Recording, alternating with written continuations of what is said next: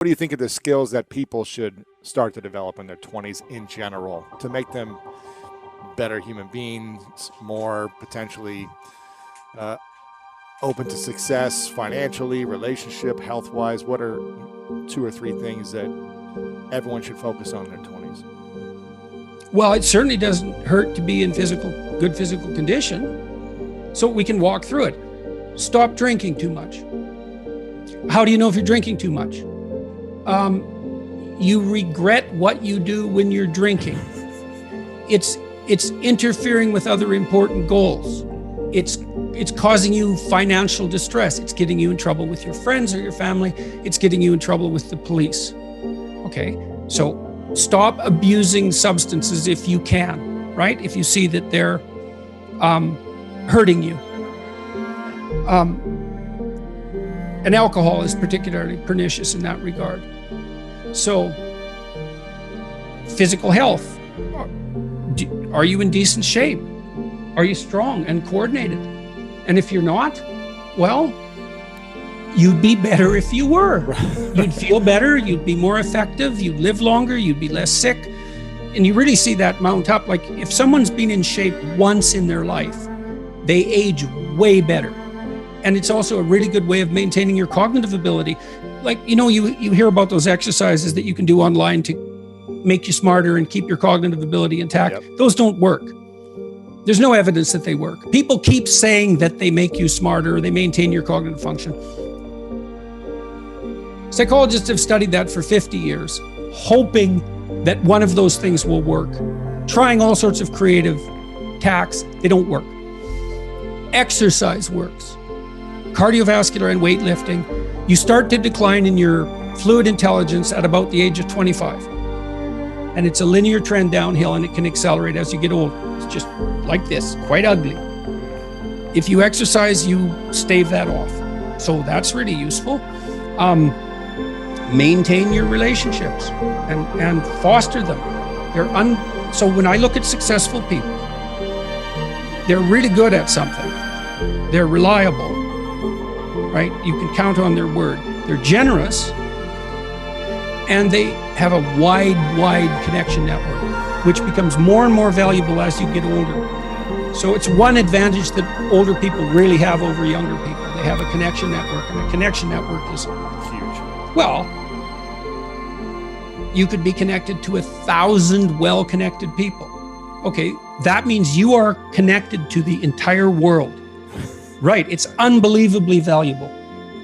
And that's one of the things that's so absolutely remarkable about the situation that I'm in right now. As far as one of the great benefits is I can contact pretty much anybody and they'll talk to me. It's like, really?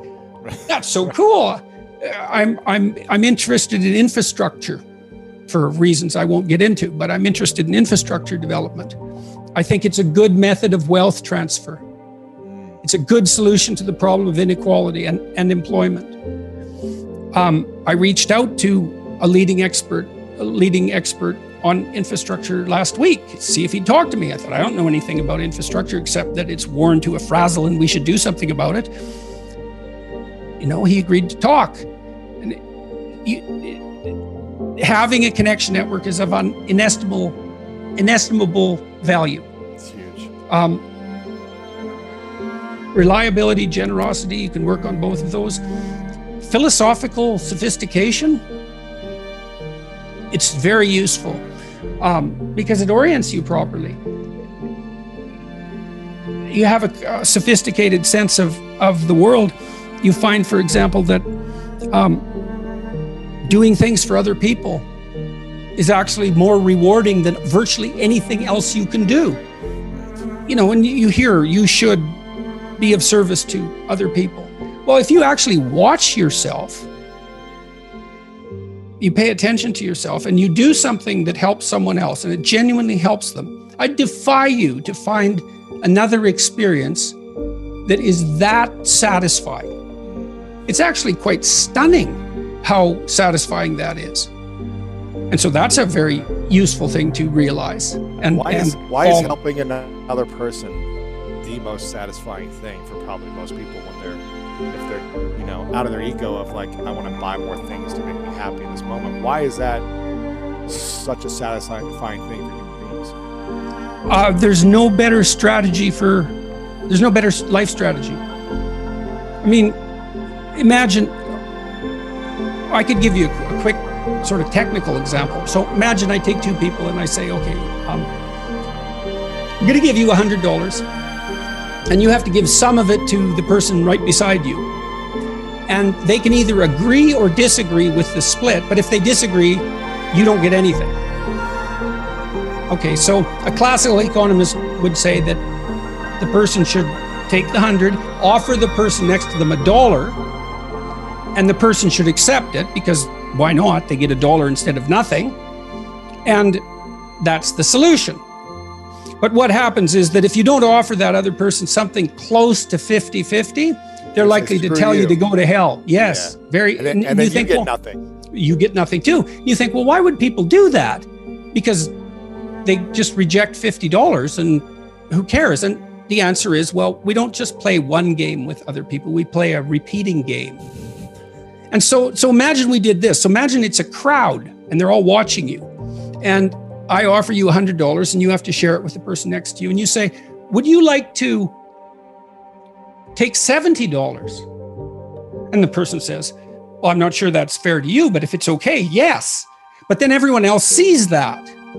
And now they all have an opportunity to pick who they're going to play with next. Well, you're not going to get picked last, are you? Remember what you told me? You didn't want to get picked last, right? I did not. Okay, so what you did was you turned yourself into an athlete. A machine. Okay. That was always going to get first. Okay, great. So, but imagine we expand that game. Yes. And we say, you want to be the person that everyone wants to play with. Yep. Well, then all you have in your whole life is invitations to play. Well, how are you going to be that person? Be productive, straightforward, generous. Make everyone else better around you, and they're going to want to play with you. Absolutely. So there you go. And then you get to play. Yeah, exactly. Well, how is that not the best possible deal? It's clearly. See, so the reason, if the ethical argument is put properly, it is by far the most compelling argument. It's like if you want to have everything you could possibly want and more, then be a good person. The better a person you are, the more likely that is to happen. That doesn't mean that you're completely protected against getting cut off at the knees. But there's no better strategy. That's it. And you can even think about it selfishly. And I talk about this to some degree in Beyond Order.